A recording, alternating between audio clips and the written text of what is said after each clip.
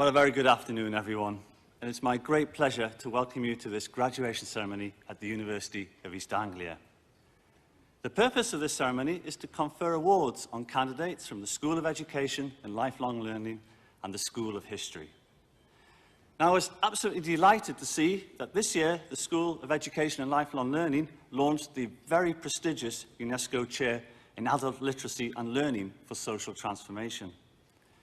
This UNESCO Chair aims to develop understanding about how adult learning, particularly for young women and young adults, can help address inequalities in the poorest communities all around the world. And the UNESCO Chair is held by Professor Anna Robertson-Pant and her team here at UEA. I was also delighted to see that the School of History was ranked first in the UK for overall satisfaction in the National Student Survey. Additionally, history is ranked third in the UK for research quality and intensity, after Oxford and Cambridge. And this is an absolutely fantastic achievement, great testament to the school's research. So these are absolutely wonderful achievements by both schools. But graduates, today is your day. It's a day to celebrate your successes, so please do enjoy your day. But today is also an opportunity to look back on what you've achieved at UEA. It's a time to reflect on the friendships that you've made and remember all the great experiences that you've had. And these are memories that will stay with you for many, many years to come. So please do take time to reflect on your achievements. Do savor today and make the most of these special moments with your families and friends. And those families and friends are so important to your success. Your success owes so much to them. And so I'm absolutely delighted that we have families and friends joining us from all over the world. A very warm welcome to you all, and many thanks for everything you've done to support our graduands. While you're with us, do take time to explore our beautiful campus. The rains have just passed. It's going to be beautiful for the rest of the day. So do explore, maybe take in our award-winning Enterprise Centre, which is one of the lowest carbon academic buildings in the UK.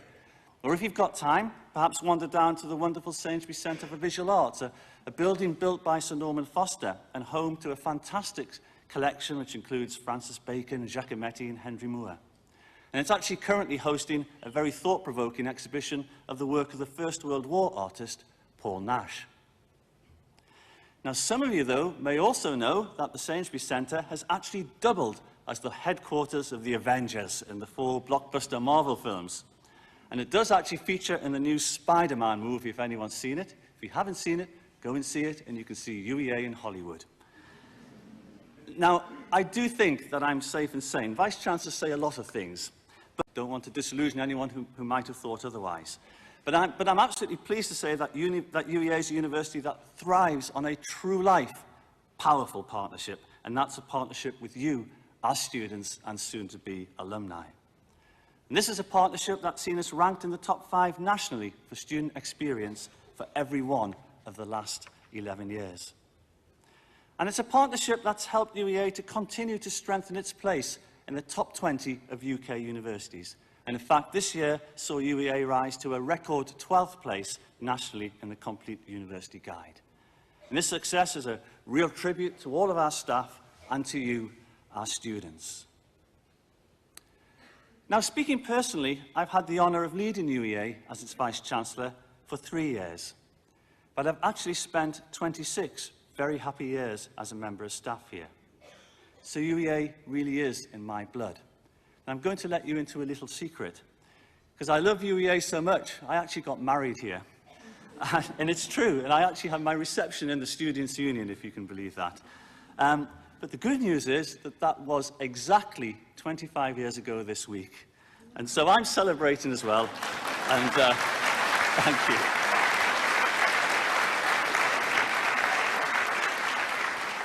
And my wife's at the back of the hall there, now very embarrassed.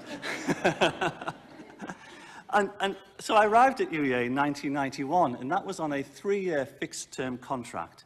So you might imagine, little did I realise then that 26 years later I'd be standing in front of such a fine audience as yourselves in this lovely robe, this very, very fetching hat, on my silver wedding anniversary.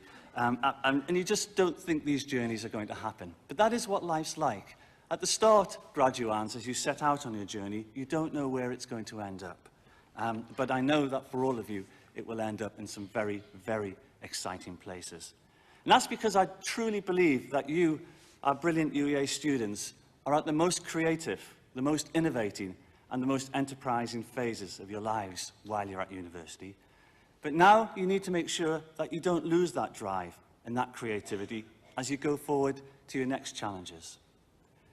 So take time for a moment to think about what you've really learned here at UEA. You've learned the ability to think critically, the ability to make informed judgments, the ability to challenge constructively, and the ability to work with others to achieve your goals. And I think the world needs people with those skills. These are very, very uncertain times, and the challenges ahead are great. And it's going to fall to your generation to help find solutions to the grand challenges that we face. But I, for one, believe that we are very safe in your hands. Now, at UEA, we do aim to give you all the skills you need to get on in life, no matter which field you choose to venture into. But let's not forget the other valuable life skills you now have. You are all, by now, proficient at washing your own clothes. You know how to find 101 ways to make gourmet meals from baked beans and pasta. And you have managed to eke out a fantastic social life from the quite smallest of budgets. And so, having mastered all of these skills, in a few minutes' time, you'll become UEA alumni. You'll become part of a global network of more than 125,000 people who've shared experiences like yours. Wherever you go in the world, you'll be part of UEA's family of nations. We like to call it our very own United Nations because we've got alumni from 191 countries. That's out of the 193 in the United Nations. Only got 2 more countries to go. So please don't lose touch with that network. It really will serve you very well in the future. It's going to help you continue friendships that you will value throughout your lives. And our alumni have gone on to achieve many, many great things. They've reached positions of real influence all around the world.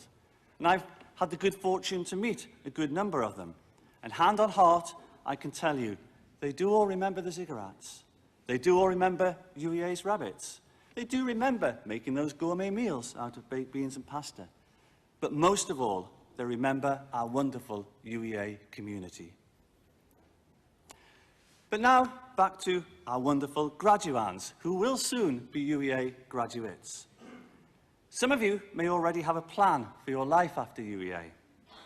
Some of you may not yet have a plan. Some of you may even think that not having a plan counts as a plan. Well, whichever camp you're in, I do wish you the very best of luck. But remember, we're not cutting you adrift. As our alumni, you remain part of that global UEA family. By keeping in touch with us, we can help you keep in touch with each other. So please don't forget, we are here to help you. And especially if you're in the No Plan is a Plan camp, because if you do want help with careers planning, with finding a job, or perhaps joining us for postgraduate study, then please do talk to us about it. We are here to help you, and we will always be here to help you. So, in a moment, our graduands will come onto the stage to receive their awards. But everyone, do remember this is a time for celebration, so do please feel to clap, to whoop, to cheer as we celebrate their success together. So I now hand the floor to our graduands. This is your day. Please do enjoy it. Thank you very much.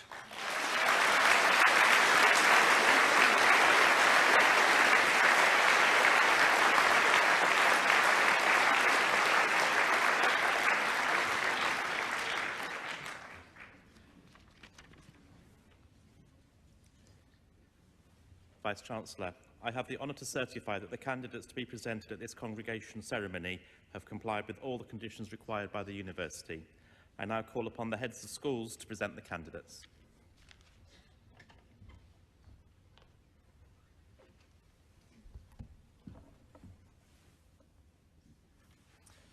Vice-Chancellor, I present to you candidates from the School of Education and Lifelong Learning for the award of degrees, diplomas and certificates. By the authority of the University, I confer on these candidates the awards for which they have qualified. For the degree of Doctor of Philosophy, Bashair Hamad Al-Ramaya.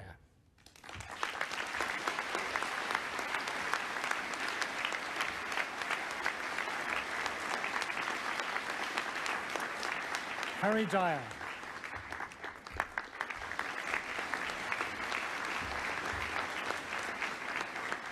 Beth Mary Titchener.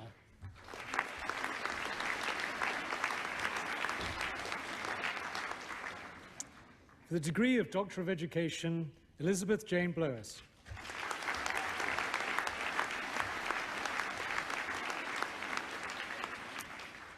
Trudy Antoinette Estelle Coleman.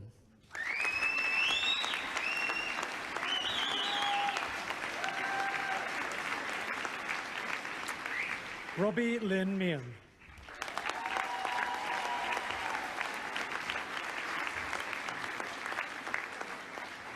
Emma Louise Slaughter.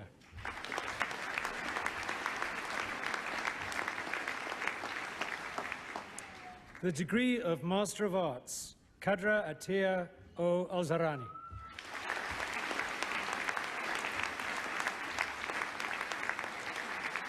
Elizabeth Arthur.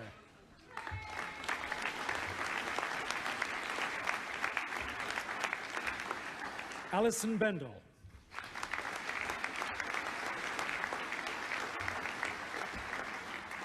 Sam Benjamin Coe.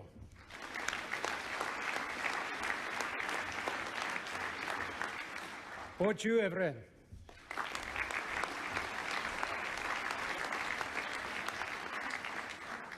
Trevin Fernando.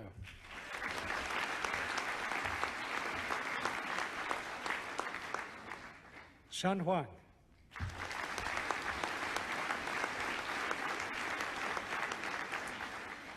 Edmund Hughes.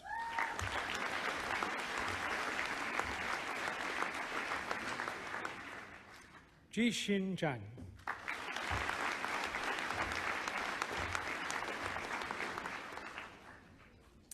Adrian Charles McWilson Casisia.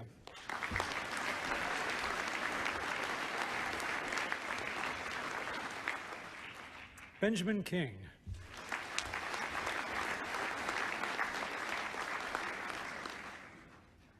Ji Li.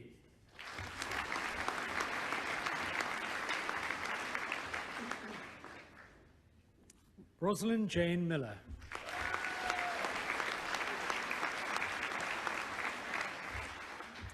Chang Peng.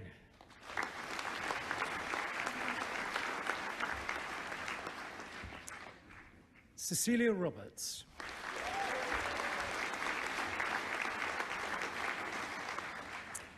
Isabel Jean Salmon.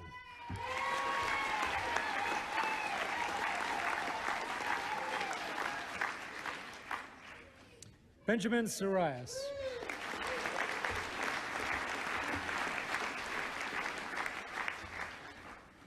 Elizabeth Sarah Sarias.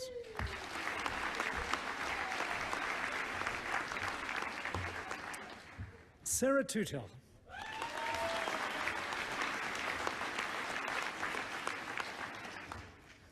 Helen Joy Trelford.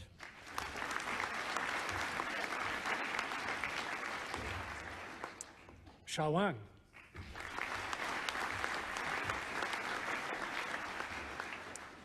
Jessica Megan Louise Wickham.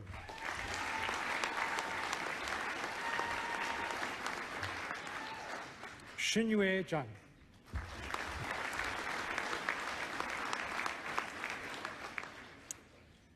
For the postgraduate diploma, Barbara Geminara.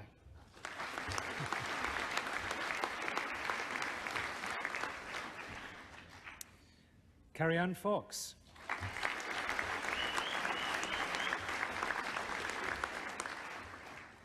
Rebecca Natasha Viana.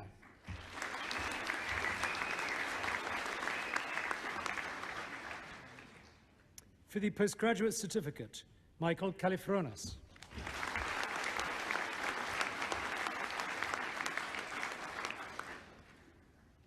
Helen Meehan.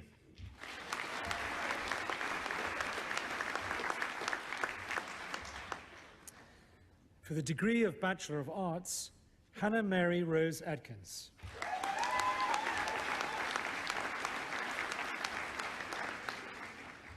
George Anderson.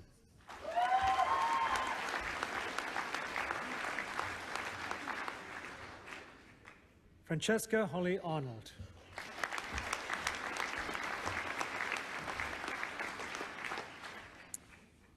Rachel Ballinger.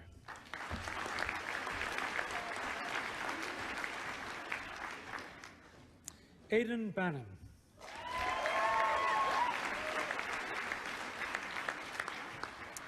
Alex Bates.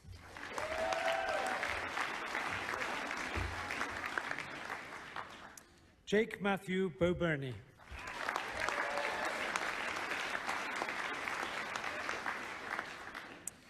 Roxanne Blackman.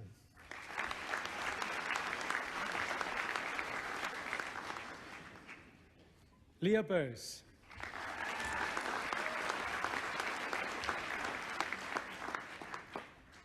Rebecca Wendy Briggs.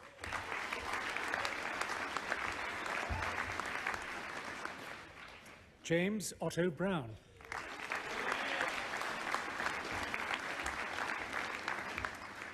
Michael John Clinton.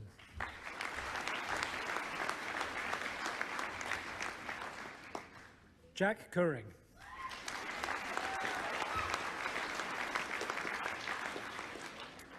Elliot Cook.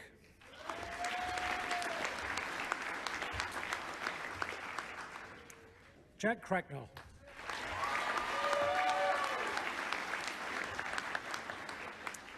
Leah Denley.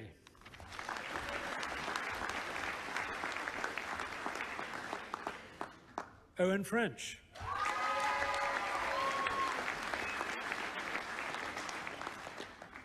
Helen Elizabeth Gibb.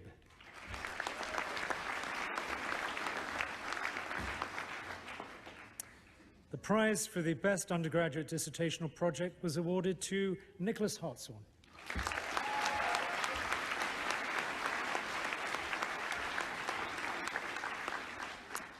Alison Harvey.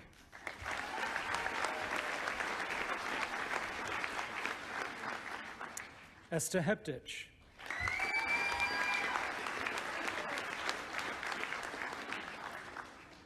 Danielle Hayington.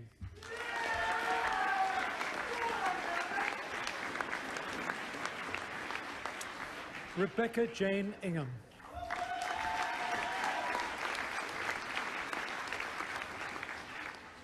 Molly Louise J.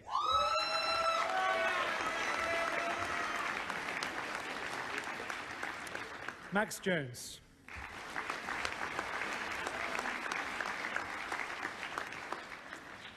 Charlotte King.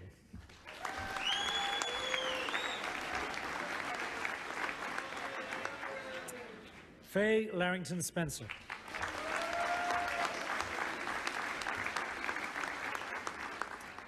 Melissa Lee.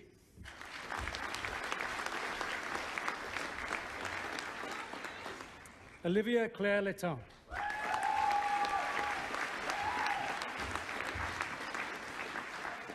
Erison Lusher.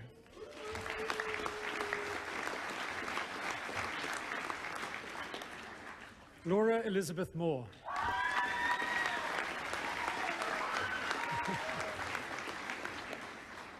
Elizabeth Jane Morris.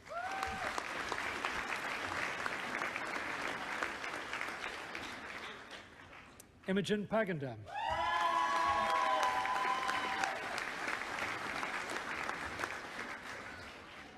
Georgie Rose Partridge.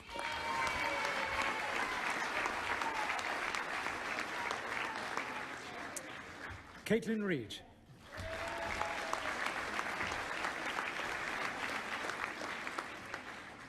Diane Rickaby.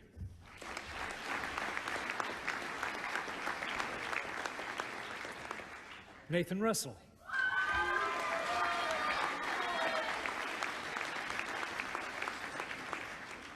Olivia Violet Rose Saunders.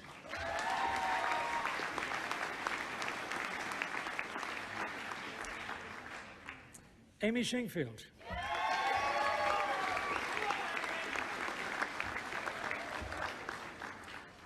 Harry Scarrett.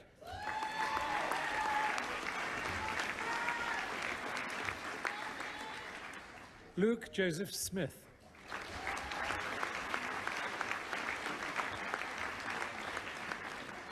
Charlotte Ann Spear.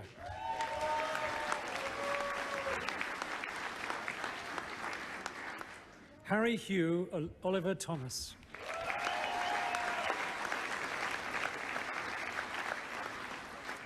Abigail Grace Tubby.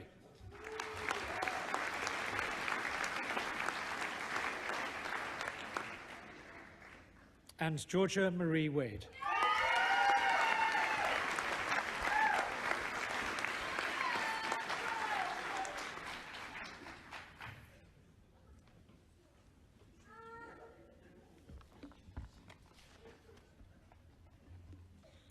Vice-Chancellor, I present to you candidates from the School of History for the award of degrees.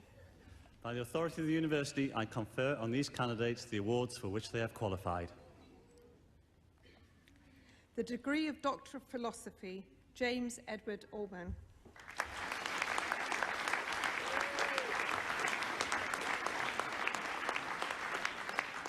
Michael Schmeltz.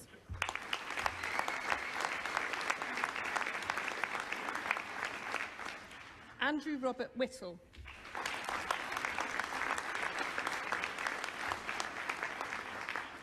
The degree of Master of Arts, Oliver Samuel Barrett.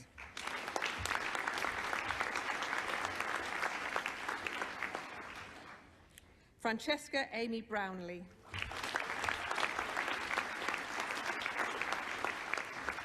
The Larry Butler Prize was awarded to Frederick Joseph Corbett.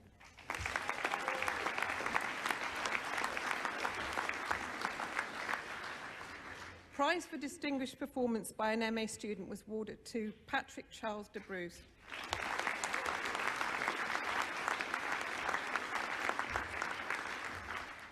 Christopher David Drowan.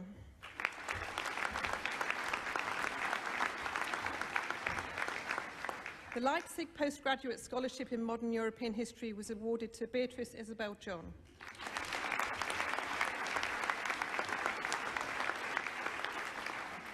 Zoe Victoria Mitchell.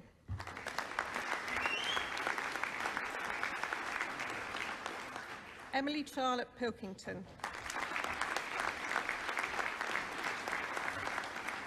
The Norfolk Gardens Trust Scholarship was awarded to Rebecca Lee Priestley.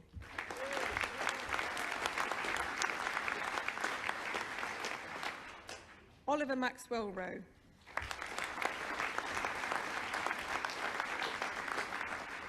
Catherine Jane Royal.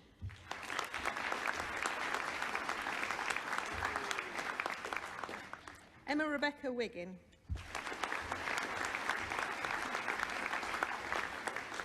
Tom Wright.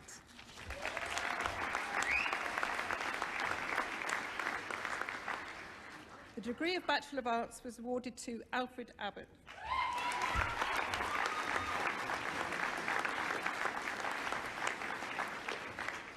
Amy Peaches Jean Aldous.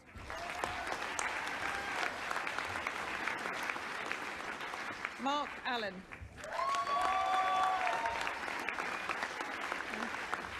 Benjamin Lee Annis.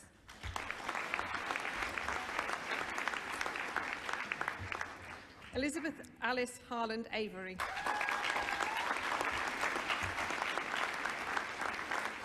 Gemma Lee Bailey.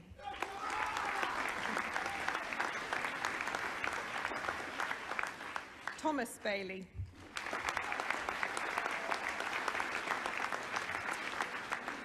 Josephine Mahala Barwick.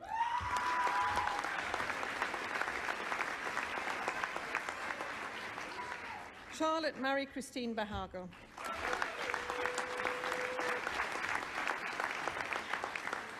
Jennifer Nish Byrne Oliver.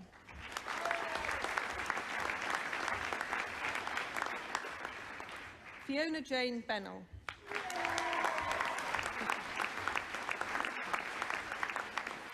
Lucia Bennett.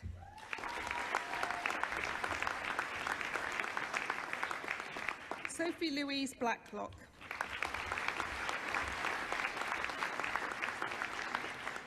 Alex Bradford. Alexander John Charles Bull. Holly Louise Byrne.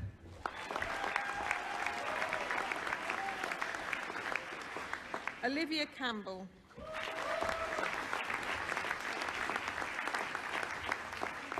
Lucy Chadwick.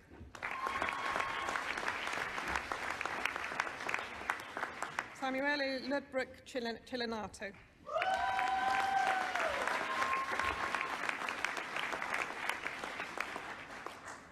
Dougal Thomas Clark.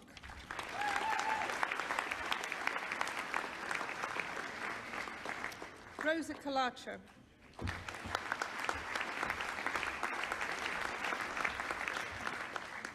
Stephen John Cole.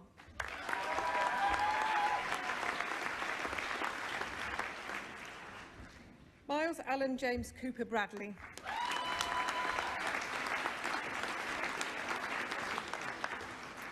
Laura Josephine Cornwall.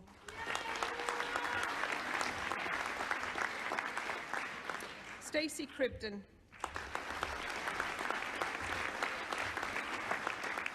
Lucy Croft.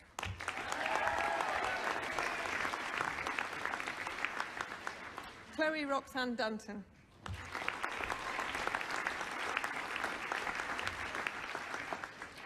Jonathan Dibble.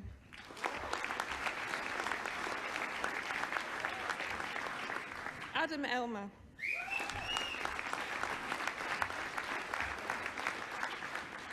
Rose Miriam Elphick.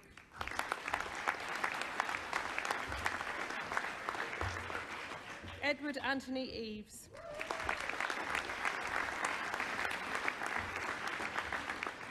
Richard Cecil Rye Hewitt.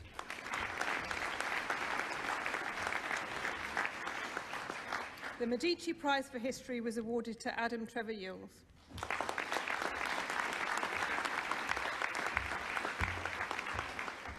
John Paul Francis Ferguson Melville Wright.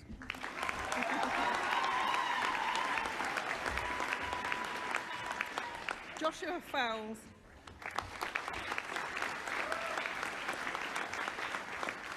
Prize for outstanding work by a part-time student was awarded to Danielle Elizabeth Fox.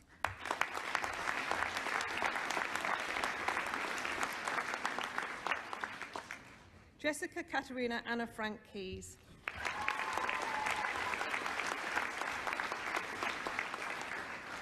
Abigail Jane Ginger.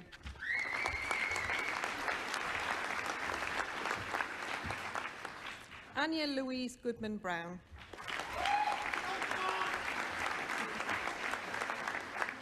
Rebecca Hall.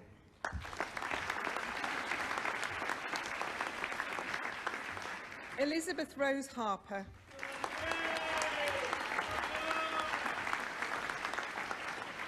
Melissa Emily Harvey.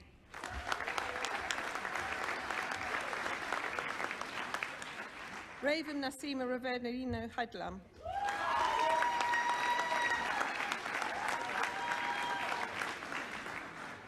Amy Henker.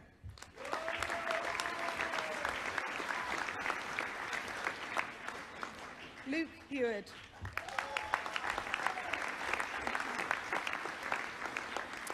Jack Holmes.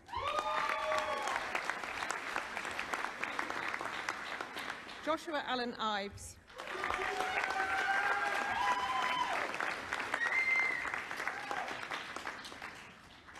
Malika Jovadisa.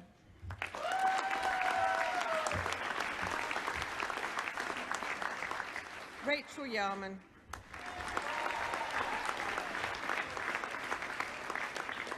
Jennifer Susan Jones.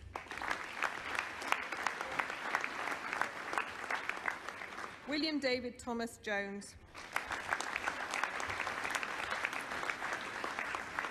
Jessica May Keeling.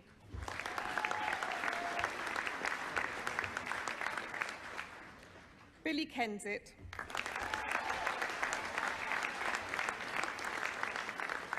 Thomas Lacey.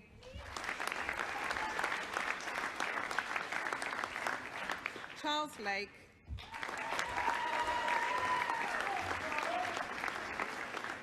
Sophie Leeson.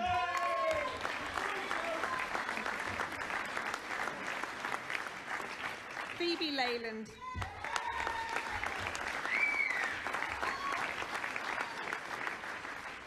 Benjamin Littman.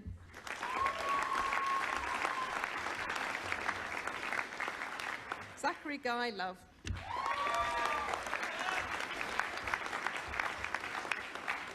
Thomas Lucking.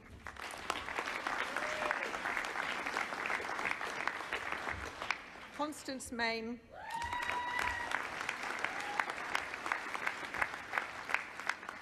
Jonathan Daniel Moulton,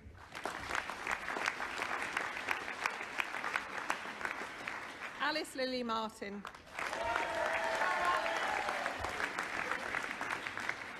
Kirsty McAlpine,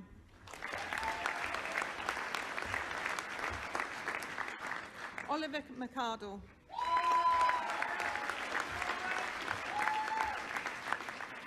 Richard William McCloy,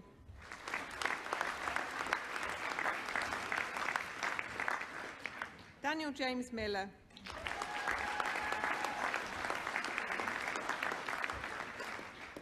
Ella Rose Moore,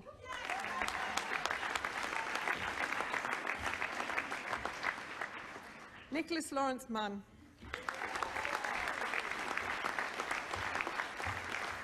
Destiny Tola Onisal,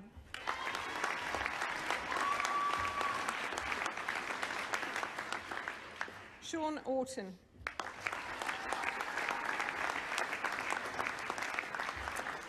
Ryan Pack,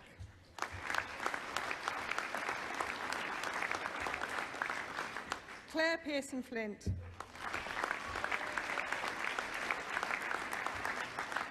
Christos Fedenos,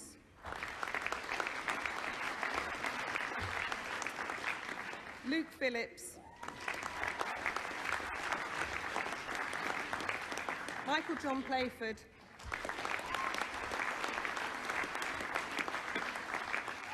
Emily Pratt,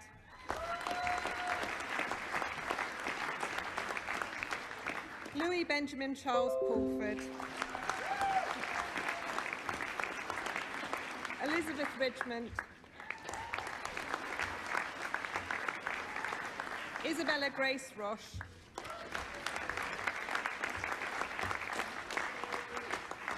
Fiona Rose Roden,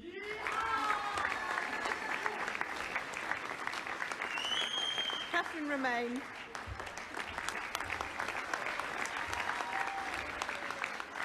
Joseph Rutter,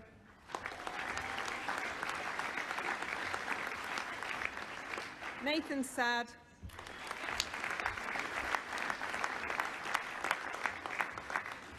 Rosanna Claudette Salis,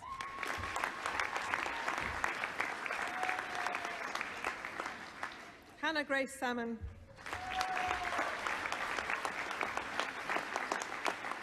Samantha Salter,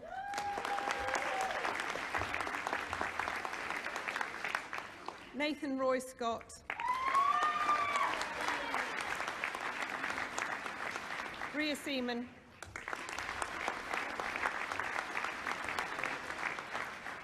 Barnaby George Seamer,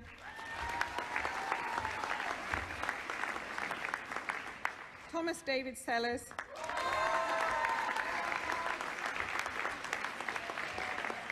Joshua Robert Short, Dalajashjeet Singh, Elizabeth Sowerby,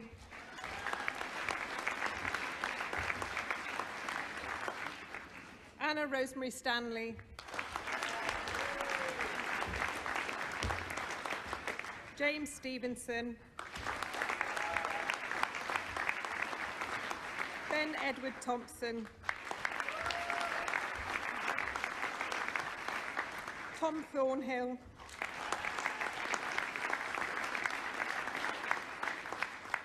Jill Thurston,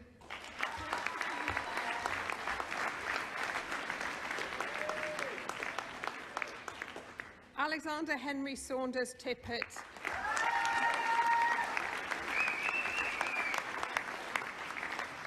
Faye Townsend,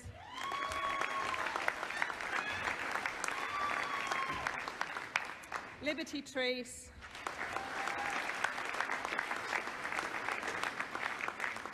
Jack Burton Truefitt,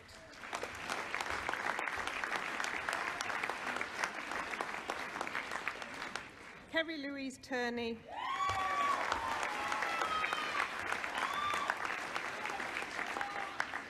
Anna Turnham,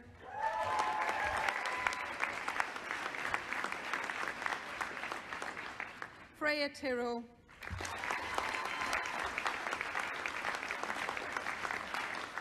Megan Elise Award.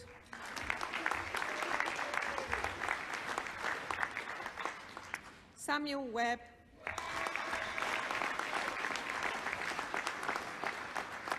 Prize for distinguished performance in the final assessment was awarded to Charlotte Victoria Welsh.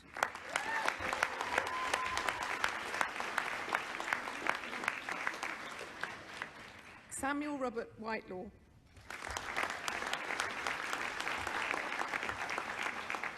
Maya Wilkins.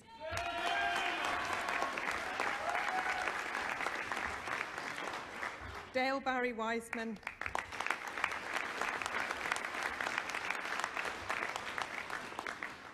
Lois Rosemary Young.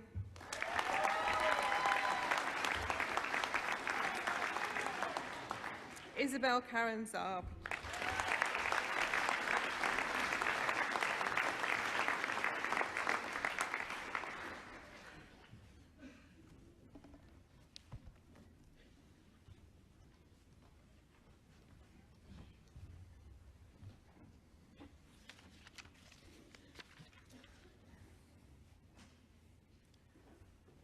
Vice-Chancellor, I have the honour to confirm that the Senate has resolved to confer the degree of Doctor of Civil Law honoris causa upon Ed Balls.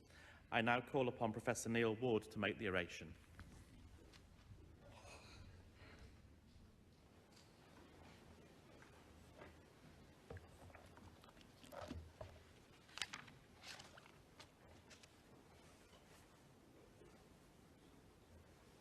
Vice-Chancellor, graduates and guests.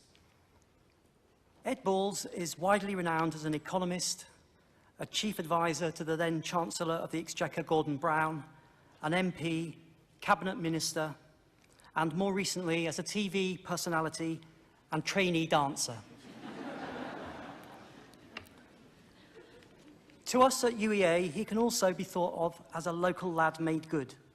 He was born in Norwich in 1967 and spent his early years in the village of Barborough, just 3 miles from here. His family are born and bred in Norwich, and his father worked here at UEA. Ed excelled at school and read philosophy, politics and economics at Oxford University, gaining a first-class degree. And after a period at Harvard as a John F. Kennedy scholar, he joined the Financial Times as an economics leader writer, and from there joined Gordon Brown's team as an economics advisor. Ed worked with Gordon Brown for 16 years, including in the role as Chief Economic Advisor to the Treasury. He helped develop Labour's proposals for giving independence to the Bank of England, which were enacted with great flourish in the very early days of the new Labour government elected 20 years ago, back in the days when we used to have landslide elections. When Ed first became well known, there were 2 features to the coverage of him. The first was recognition of his formidable intellect in matters economic and political, and the second was people being rude about his name. Famously, Michael Heseltine, who was then the president of the Board of Trade at the Tory party conference in 1994, poked fun at him.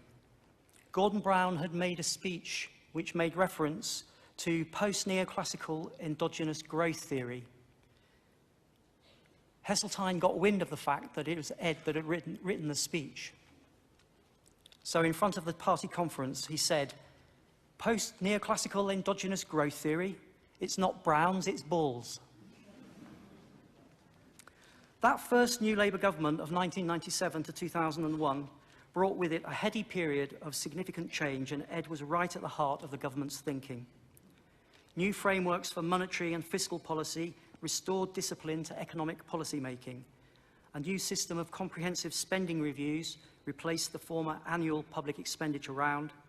The government introduced a new deal for the unemployed, the working families tax credit to help poorer families, and perhaps most radically of all, the national minimum wage. The results of the steps taken in that government's first 2 years were steady economic growth, low inflation, a steep fall in unemployment, and a sharp turnaround in the public finances. Prudence with a purpose, as it was known. paved the way for a planned step change in the funding of key public services, especially health and education, which saw significant new investment in the years that followed. Ed was a key figure behind many of that government's economic achievements. In a profile in The Independent in 1998, he was described as the most influential outsider in the Treasury since John Maynard Keynes. I could comment on the importance of his role with some first-hand experience, because for a period I was based in an office just along the corridor from Ed in the Treasury. I was working on a reform of farming subsidies. I was a wide-eyed political geek at the time, and it was a great opportunity, and I kept a detailed diary. And I had a little look through it yesterday. It records that on the 13th of May, 1999, I saw Gordon Brown, Ed Balls, and Ed Miliband in the Treasury canteen. Gordon Brown had curry with a large pile of sliced carrots heaped on top. I told you it was detailed. What I really found striking, reading through this diary, was how a major preoccupation of the team that I was working in, and a key moment in our project, was getting Ed Balls' approval for what we were proposing to do. We did get his approval, but we'd spent days agonizing in preparation. He was a figure of immense authority within the government machine. After 10 politically very successful years as an advisor, Ed was selected as a candidate for the constituency of Normanton in Yorkshire and was elected as an MP in 2005. He became Economic Secretary to the Treasury in 2006 and was promoted to the Cabinet as Secretary of State for Children, Schools and Families in 2007. After the 2010 general election and Gordon Brown's resignation as Labour leader, Ed was a candidate for the leadership of the party. He didn't win, but in opposition he served first as Shadow Home Secretary before then becoming Shadow Chancellor of the Exchequer during the last coalition government. In the 2015 general election, he suffered a surprise political defeat and lost his seat by a narrow margin. He took the decision to move away from frontline politics and develop other interests. The transformation in his public persona has been a salutary reminder that MPs are human beings too, with interests and abilities beyond politics. The surprise loss of his seat provides the pivotal moment at the start of his excellent autobiography, Speaking Out, published last summer, which I would wholeheartedly encourage everyone to read. It reflects upon a series of profound lessons learned in his career in politics. It charts the way he learned to approach taking tough decisions and how he's learned to move on since departing frontline politics. Of course, one way he's moved on is to take up dancing on Strictly. And in the new paperback edition of the book, there's a most illuminating meditation on dancing and the difference between dad dancing and the proper dancing that Katja, his professional dancing partner, taught him. He writes, "The big difference between dad dancing and what Katja taught me is that in the former, it's practically an art form to move everything you can and in all varying directions. Whereas in proper dancing, it's the bits that don't move that matter as much as the bits that do." As well as being famed for his efforts and charm on Strictly, Ed has also become something of a social media phenomenon when he accidentally tweeted his own name in April 2011. His tweet was retweeted almost 100,000 times, and the day, the 28th of April, has been celebrated as #EdBallsDay every year since. It's become a national annual event of much wit and mirth, and which he seems to take in good spirit. A further new string to Ed's bow has been to take on the role of chairman of Norwich City Football Club. Like me, he's been a lifelong fan of the club, and he writes warmly of spending hours as a young boy in his back garden, winning imaginary cups and scoring goals in a full Norwich City kit, which is something that many Norfolk boys will be able to relate to. And now he leads the club's board towards what we hope is going to be promotion back to the Premier League as soon as possible. And he's already led in making significant changes to the structure of the club and its management team. Ed's journey from Norfolk Village to academic success to unparalleled influence at the heart of a bold and reforming government and now to a public figure held in such affection, is an inspirational story. And with a first-class mind and a newfound public appeal, there are surely many more chapters to come in future. So, Vice-Chancellor, I present to you Ed Balls for the award of an honorary degree of the Doctor of Civil Law honoris causa.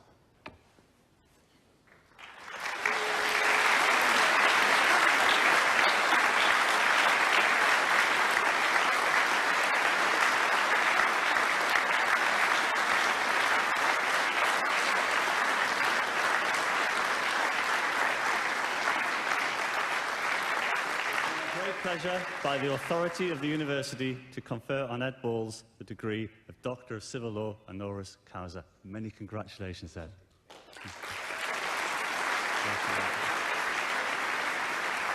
I now invite Ed to address the graduation.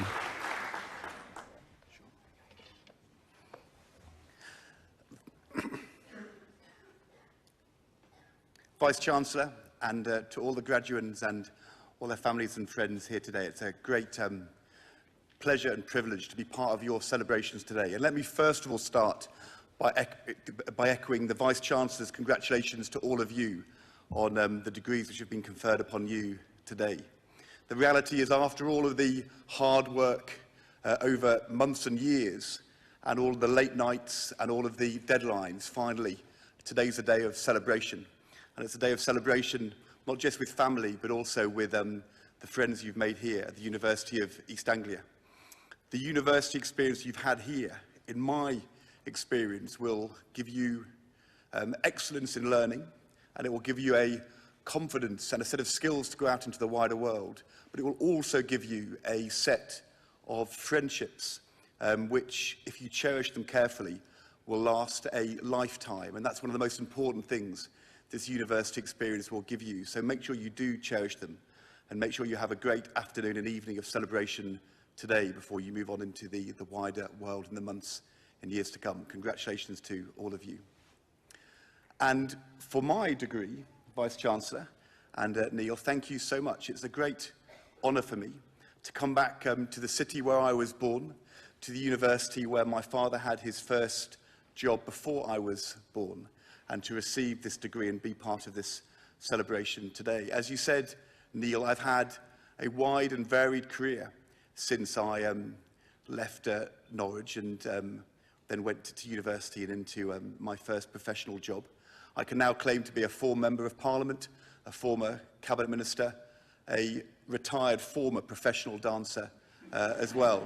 All those different strings to my bow. And I guess the advice I would give to all of you as you embark upon your careers for the future is always to look forward.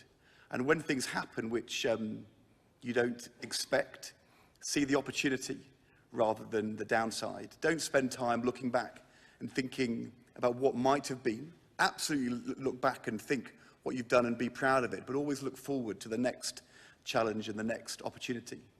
If you had said to me just over 2 years ago, when I lost my seat after 10 years in Parliament, 20 years in politics, that over the following 2 years, I would become the chair of the football club that I've supported all my life, and also be nominated for a BAFTA award. After getting to week 10 of Strictly Come Dancing, I would have thought you were completely crackers. On the other hand, if you told me 2 years ago that over the same period of time, Jeremy Corbyn would be elected leader of the Labour Party twice, David Cameron would lose a referendum, George Osborne would become editor of the Evening Standard, and Donald Trump would become president of the United States, I also would have thought you were slightly crackers as well.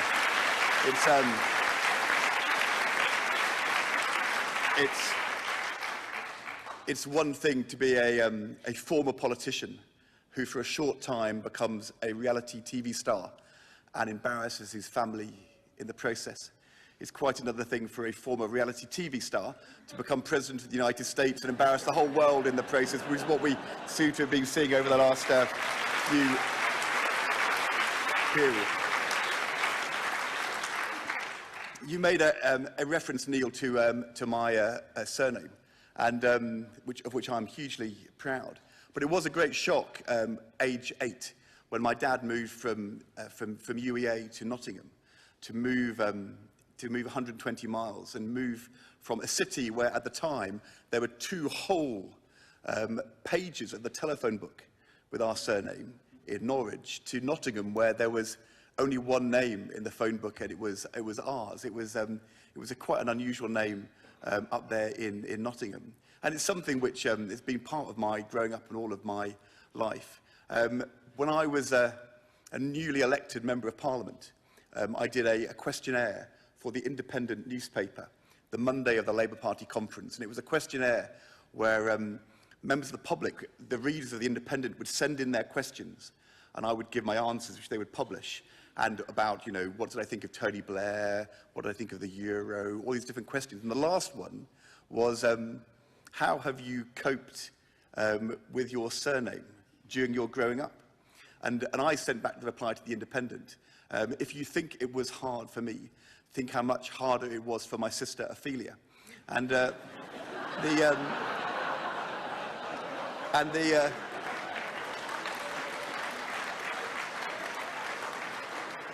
next day I was having lunch with the editor of the Independent, Mr. Simon Kellner, and as we sat down for lunch, he said, "Did your parents really call your sister Ophelia?" And I said, no, it was a joke, it was a joke. Anyway, it was absolutely a joke. She's called Joanna and she's lovely. But the one thing you didn't put into your tribute there, Neil, though, was one accolade, which actually I'm particularly proud of. And I'm going to say this because we have people here from the who've done PE in the School of Lifelong Learning. When we moved to Norwich to Nottingham, I actually did represent Nottinghamshire, aged 15, the under 16 pole vault. I actually pole vaulted for Nottinghamshire against Leicestershire and Derbyshire in a county match. The true story of this was that there was a county trial for the pole vault at a school in Nottingham back in 1982, it would have been. And only 3 of us turned up for the trial. And only 2 of us got over the qualifying height. And we found out after, and so therefore we were straight into the county team. We found out afterwards that the under 18s were getting over a higher height without a pole than we were managing with a pole 2 years younger. So that puts this into context. But I always like to tell PE students of my great achievement as a county pole vaulter. But it kind of leads you on to a really serious point, which is about what you are all going to do in the future. I spent 3 years as the Secretary of State for Education. So I was responsible for all children's policy in schools up to the age of 18. And I went on very many visits to schools all across the country, primary and secondary schools.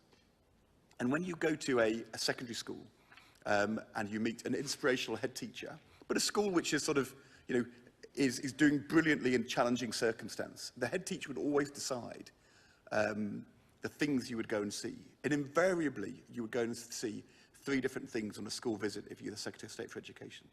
The first thing that you would do is you'd go and meet the school council, because great head teachers always want pupils to tell visitors about the school rather than the head teacher or the teachers. Second thing you would do is you'd go to see excellence in teaching in a traditional subject, often a single science, sometimes history, so that the head teacher could say, we've got great teachers teaching great subjects brilliantly.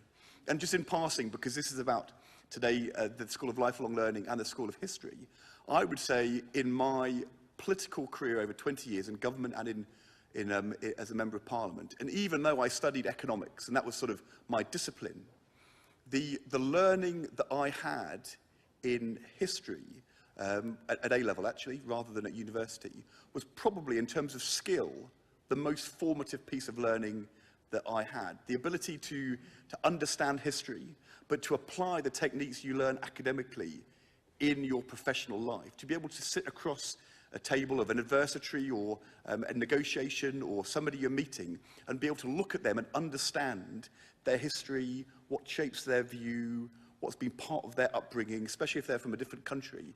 Actually, the application of historical techniques to professional life outside of the history discipline, for me has been hugely important. And whatever career you go to do as historians, I think you'll find that the techniques you've learned in history to be really important indeed. But anyway, so back to my story. I'm with this head teacher. We've seen the school council. We go and see a lesson in history or a single science. And the third thing the head teacher would always do is take you to a GCSE lesson in either music or dance, or often physical education. And you'd stand at the door with the head teacher watching the lesson in PE or dance at GCSE, and the head teacher would say, what these teachers will do with this discipline is that they will teach these young people in this room that they have a talent, something they're really good at. And what it does, it will unlock in them understanding about their ability and the importance of hard work and aspiration. And what we will then do is use their brilliance in dance or PE, we'll use that to give them the self-belief to then do well in their maths and their English GCSEs exams as well. Invariably, head teachers took you to that vocational discipline to show you how that unlocked aspiration and made them believe they could achieve more widely. That was the reason why I was so opposed to Michael Gove narrowing the English baccalaureate down only to traditional subjects, because I think it showed a lack of understanding of the importance of these wider disciplines and how they can drive aspiration and learning amongst our young people. And I just think that is a really important thing for you to understand, whatever you're going to go and do in your lives, whether you've graduated here in lifelong learning or in PE or in history. It's really important that you understand that we can use the skills we have and the skills you've learned to unlock aspiration and ability in others. The reality is that all of us have talents and abilities, but there are some young people and people in later life for whom it's harder, which could be because of a disability or where they've grown up or something which went wrong. But if you use the power of your learning and the power of the community to unlock aspiration, give people the extra leg up, they can make the most of their talents as well. And you may go on to do that in teaching, but whatever part of life you are in public service, in business as well, my imploring to you, which I think reflects the values of this university, is first of all, make sure you use the talents you have to the full, but also where you can, make that contribution to helping others unlock talents which they didn't know they had, to unlock aspiration which is latent and you can help bring out. And make sure that it's not only about your excellence, but the wider spread of opportunity, learning and success and aspiration. Unlock it in other people as well. Who knows whether there are people in here who will go on to be a former MP or cabinet minister, or even make week 10 of Strictly Come Dancing, who knows. But whatever you go on to do, make the most of what you've got, your excellence and your talents, but spread it to other people as well. Cherish your friends, be proud, work hard, but also enjoy today. And thank you for allowing me to join this community. Thank you very much.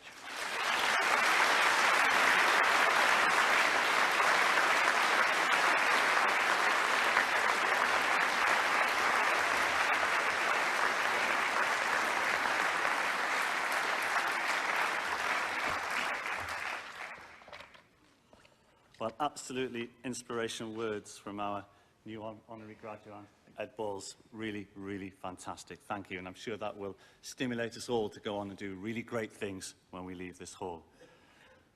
Well, we have now concluded the formal business of graduation. You are now UEA graduates, and that's a really fantastic achievement. So congratulations to all our new UEA graduates from all of us. Well done.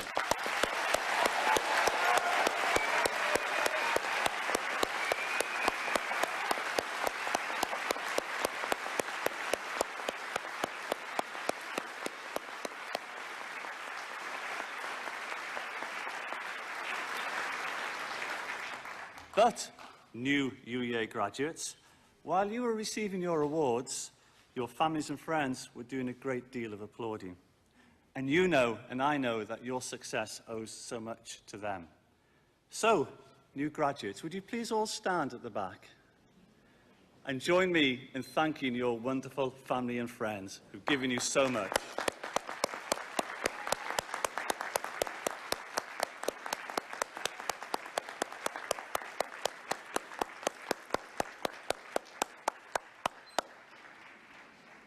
Thank you very much. Now, I'm sure that everybody's hands are really sore now from doing a great deal of applauding. But before we close, I would like to propose one more vote of thanks. And in my opening address, I mentioned that UEA is the headquarters of the fictional Marvel Avengers. But actually, we do have thousands of real-life superheroes on our campus. And they are the staff of the university. They work so hard, they are so passionate, and without them, there really would be no successes to celebrate today. So please, everyone, join me in thanking the university staff.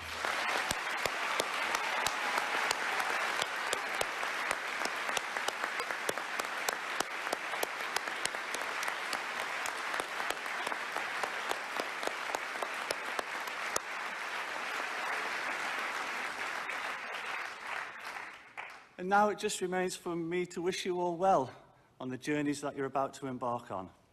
I'm sure they're going to be very exciting journeys. But no matter how far they take you from UEA, please remember you are always part of our UEA family. Do please keep in touch with us. I wish you all the very best of luck, and I now declare this graduation ceremony closed. Thank you very much.